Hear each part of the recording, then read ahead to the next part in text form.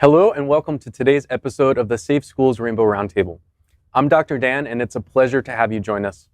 Today we delve into a critical and timely theme, redefining queerness in the 21st century. This episode is a journey through the multifaceted experiences of LGBTQ+ youth as we explore how their relationships can redefine and transcend traditional norms. Today's conversation will uncover what truly makes LGBTQ+ relationships thrive. From the importance of assurances and supportive social networks to mastering the art of developing ethical codes of conduct. We're going deep into the specifics of what these relationships need to flourish, especially in an ever-evolving social and legal landscape. We have an incredible lineup of panelists ready to share their insights. But before we hear from them, let me give you a glimpse of our journey ahead. We'll start with a journey through history and our historical overview, exploring the roots and evolution of LGBTQ+ activism and how it shapes today's relationship dynamics. Then, in real-life experiences, we'll share fictional stories illuminating how LGBTQ+ youth navigate the complexities of relationships, challenging and redefining traditional norms. In our Tools and Resources segment, we'll dive into practical strategies and supports for LGBTQ+ individuals. This will include discussions on platonic relationships, the nuances of romantic connections across the spectrum of sexuality and gender identity, and how ethical frameworks can enrich these relationships. And finally, in the Future Outlook, we'll envision the future of LGBTQ+ relationships. We'll explore how these connections continue to redefine themselves in the 21st century and how expanding queerness can deepen intersectional connections, breaking free from the confines of heteronormative structures of the past. Now, let's meet our Safe Schools Rainbow Roundtable panelists. Each have unique knowledge and experience. This is Harold Marrero. Harold is the Chief Operating Officer of Safe Schools. Welcome, Harold. Thank you, Dan. I'm so happy to be here. Glad to have you here as well. And we also have Tiffany Williams. She is the Director of Outreach for Safe Schools and is host of the popular show Tiffany Explains It All. Welcome, Tiffany. Hi, Dan. I'm really looking forward to today's topics and discussions. I am too. And then we have Ame Leon. They are the Executive Director of Reflect Collective, an organization that serves queer, trans, POC survivors of sexual and domestic violence in South Florida. Welcome, Ame. Welcome, and thank you for having me here. Pleasure to have you. And then we have David Torres. David is a Miami-Dade public school student. Welcome, David. Hello, thank you for having me once again. Of course. And then we have Jalea Prendergast. Jalea is a Miami-Dade public school student as well. Hello, thank you guys for letting me join you guys today. Happy to have you. So thank you, panelists. With such a wealth of expertise at our table, we're set for a meaningful exploration.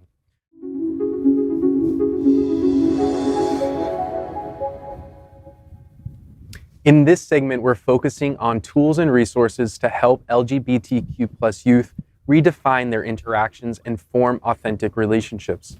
We'll explore tools for building solid friendships, chosen family bonds, and ways to foster loving romantic relationships that respect the spectrum of sexuality and gender identity. First, let's talk about platonic relationships. LGBTQ+ youth can strengthen their friendships by creating supportive networks where respect and mutual understanding are paramount. Establishing chosen families can be a powerful way to create a sense of belonging. This can involve regular meetups, group activities, or even creating safe online spaces where individuals can share experiences and offer support. Moving to romantic relationships, it's crucial for LGBTQ+ individuals to redefine traditional relationship models. This includes understanding and embracing a wide spectrum of sexualities and gender identities. Open communication about personal boundaries and desires is key in forming healthy, consensual relationships. Another aspect to consider is ethical non-monogamy and polyamory. For those who resonate with these models, it's essential to develop a clear set of values and an ethical framework. This ensures that everyone involved feels seen, heard, and respected. It's about creating a space where all partners can express their needs and boundaries openly. Developing an ethical framework in relationships involves mutual understanding, respect, and ongoing communication. It's about acknowledging each person's unique identity and experience while working towards a common goal of mutual fulfillment and understanding. To my panelists, how can LGBTQ plus leverage these tools and resources to redefine their relationships? What role do you see these playing in the future of LGBTQ plus relationships?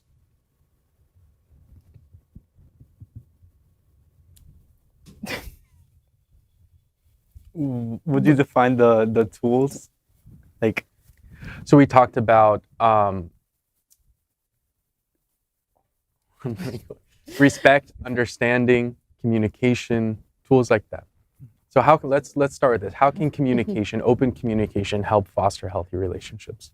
Well, do you know? no, go ahead. Communication I think is a big thing, especially like in like with your parents. I feel like a lot of the times we don't talk about things that need to be talked. It's so stupid. Like we don't talk about things that need to be spoken about.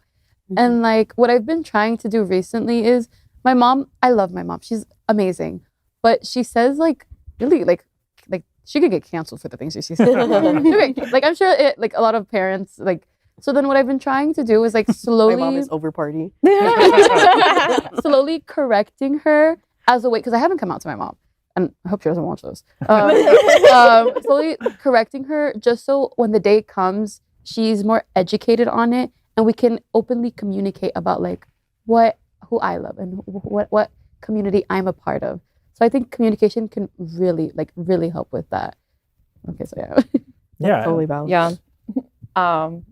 On the opposite spectrum, I'm still in the closet with my family. I only recently actually came out to my uncle's girlfriend, and I was absolutely petrified. That feeling is like, I don't think that ever really goes away, because I knew that she loves me, but at the same time, I was like, oh my God, is she gonna ask me like, what does that mean?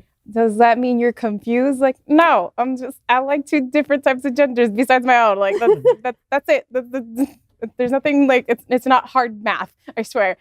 And she was so accepting, and I was like so happy that at least like for the first person that I came out to was like really accepting. But my parents are also in the same boat where like they say certain things that I'm like, I'm really uncomfortable with you talking about it and saying these things, and like they get so like offensive when I just say that. I'm like, I don't feel comfortable with you saying those statements. Like that's really like either racist or homophobic. And they're like, oh, it's because your generation's so sensitive now. I'm like, no, I think we should just treat each other with respect and like just leave people alone. Yeah.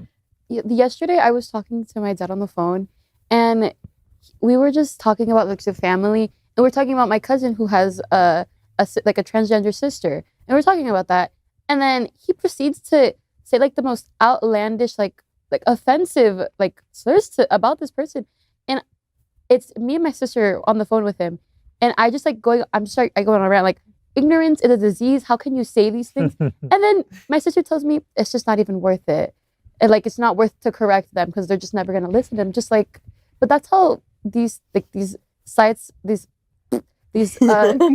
of thoughts keep on happening, Because that's how we let it get exactly that far. we don't correct them, and they just continue living on with these values, and it's just like, how are we going to move on from that? Well, even though that you two sounds like you have like very rough families, like, even though you do, there's other family that you can have too. Like for example, Platonic family. I actually have like what's called a queer Platonic partner sitting right over there. Like that's my QPP, and she's part of my family. You know, so although like it's really rough what y'all are going through, and honestly, my family hasn't even gotten there either. But that's another conversation for another day. Y'all can leverage those relationships, those Platonic relationships that you have to create family and to build that support system that you need. Yeah. Sorry, no, go ahead. I've No, spoken please. enough. Please. No, please continue. No. And it's not to say that my mother is not, she's open, but it's in a way that she's open to everyone but me being queer. And I'm just like, how does that I work? feel you. I feel you. And then like my younger sister, she's 10, but like obviously like I've taught her like the correct terms, and then she's like, I think I want to go by like she they or like he they, and I'm like, Sylvia, of course, go for it. Then my mom hears and she's like, no, you cannot do that. And I'm like, but how can you be her best friend is a gay man. Like, how can, do you not know? Are you not taught? How do you? Your mom, not the 10-year-old. No, yeah, my mom. No, yeah. My mom. And I'm just like, how can you be so accepting of him, but then turn it around and just kind of not let us be who we are? Yeah, I think it's just that old mentality that it's like, it's fine if it's outside of the house, but we're not accepting that inside the house. And again, I'm on the same boat as you. I'm like, oh, you like my mom, she has a coworker that is a gay man and she loves him, but she's always like, she'll say like stereotypical things like, oh, you know, because he's always with a new person. And I'm like, you don't really know that. You're making a lot of assumptions off of just because you have one friend from the LGBTQ plus like group. And it's just, it's really disheartening because again, it's like, they're okay with it outside the house, but it's like this, then it's like, you think to yourself, you're like, well, no, I can't tell you anything because you're gonna just panic and just freak out and just, you know, go off on a whole tangent. Like here's the thing about that too, is that like, you know, the reason why it might be really hard for your parents to accept you, but not other people is because they had a specific image of you when they had you. Like before you were even born, they were probably thinking, oh, like, you know, so for example, the gender reveal parties and stuff like that. She's gonna be a girl. She's gonna like pink. She's gonna do this. She's gonna join ballet. She's gonna wear heels, like all this stuff. And then when you're born and you turn up to be like trans or gay, they're like, well, this wasn't the image that I had. I mean, I remember when I came out to my family, they literally were just like, this isn't who I thought you were. You know, and that's when I realized that they never saw me growing up, because it was very obvious that I was a trans mass. Like, come on, I literally went on the roof to throw hoops in a basketball. Like, come on. Oh my gosh! Wait. Same. Hold up. Same. Hold up. Like you too? Okay, so like now I know. Wow. Okay. It's also not to say that like you can't like heels and you can't like ballet and then be straight, but it's just like what you were like, I resonated with what you were saying, because you can like heels and you can like ballet and you can be a girl, but you can also like girls. Exactly. You don't have to be like some straight little bitch. Yeah, exactly. they had that mentality that you're gonna have a husband and a picket fence and you're gonna have kids. I can have a picket fence. I just don't have a man. Yeah, but they really center on that man. They really center on That should be a t-shirt. but just not the man. I mean, honestly, what a sapphic mood. Yeah. Right? Oh my gosh. No, but it's so interesting, and especially with that, I think that is something like the generations before have done throughout time and time itself of like, first off, none of us asked to be here. We just got here either by on chances or by mistakes. You know, that is the way of life. Damn, a mistake? Well, me, yeah. Oh, I was planned. But it's like, I don't understand that of like, you like, we are ourselves. We like what we like. And the fact that you're putting expectations on an infant, for example, a baby that hasn't even came here yet. This is like pre in the oven, like baking. You're like, oh my God, they're going to be like this. It's like, girl, you don't even know that. Like, you need to meet them. You need to see their personality. And it's really sad because it's true. Like, you start realizing your family has never seen you, or like they see who you really are and they're just kind of like, oh, they're just a little different. Yeah. Like, they're just, But that's why it's so important also to have a lot of empathy for that other side. Not when they're being aggressive, and when you're getting aggressive, it's like, okay, well, peace out. But what you're saying in the correcting them, right? Too many times I've seen that, particularly in progressive spaces, the correction to the non-progressive tends to be very aggressive and very shaming. They tend to shame the other. That creates a feedback loop that they'll double down on their point and then they won't change. So my advice to anyone is that if they're open to conversation, have that conversation. Sit with them, listen to them. Don't react aggressively towards them, but just try to see it from their perspective and then insert, it's like, oh, I like reflect what they're saying. I can totally see. I can see what you're saying. I can, I understand that this is where you came from, but this is not how it is anymore. This is not how I feel, and that if they're open, if they're willing to not just change their perspective, but if they're willing to change because they love you, they will change. The ones that don't are the ones that just are completely unable to see past themselves. Like with me and my family, we don't talk. Like it's something that I don't exist past the age of 7 for some of them. So me, who I am today, and the last 20 something years of my life don't exist, which is kind of insane to think about. Like they still treat me like a child, and they still think I like the same things I like as a child. It's like my dad sent me a Lego set of a train. It's like, okay, I love Legos, but like this is Harry Potter. I don't even like Harry Potter. Like what I mean, Harry Potter. I just don't like Harry Potter sets. I like Star Wars sets. Like give me a Star Wars set. Okay, no, hold on. I love Harry Potter. I've read the books. I do not. Oh my god, I would never support. Yeah. Never. Pirate the book. Yeah, pirate the books. I read them illegally. It's okay. But sometimes they won't change. But the ones that are willing and able and can, like, lovingly walk them through it, and they'll return it back to you if they do love you. Like, here's the thing. Like, an example can be like with my parents. Shout out. We watch award shows together, and they like critiquing outfits. They do the whole thing. We watch everything together. But Billy Porter comes on, Lil Nas comes on, and then it's like a little bit of an issue. Not because they're gay, but because they're like radical. Because they're like showy. They're like effeminate. They're like different. Keep your gay away from me. Like Put it away. We've had these conversations before. I've guided them through conversations, like tough things like that.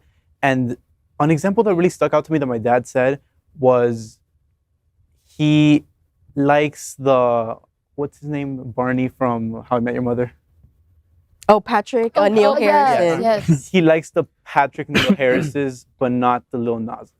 Like He likes the quiet gays. yeah, like the respect. The one that's like, I'm not in your face gay. Uh-huh. Like, why do you have Yeah. to shove it in my face? Well, the one that looks like them. Well, it's less of like it's just more of like that they're calm and they're not in your face, and then I'm like, yeah, that's tolerating. That's not accepting. Right. So that's where communication really does come into play. In previous segments, we talked about self-love, self-acceptance, and we talked about codependency. And I think this segment really offers a way out of what could turn into a codependent relationship from a perspective of saying, this is who I am, and this is what I need in a relationship. That to really share yourself openly and honestly about what you need, who you are, is offers the opportunity for a more real relationship where two people can be seen for who they are and what they need. And it's when we compromise those things, when we don't share, when we're afraid to be our authentic selves, that we can morph and form these toxic relationships.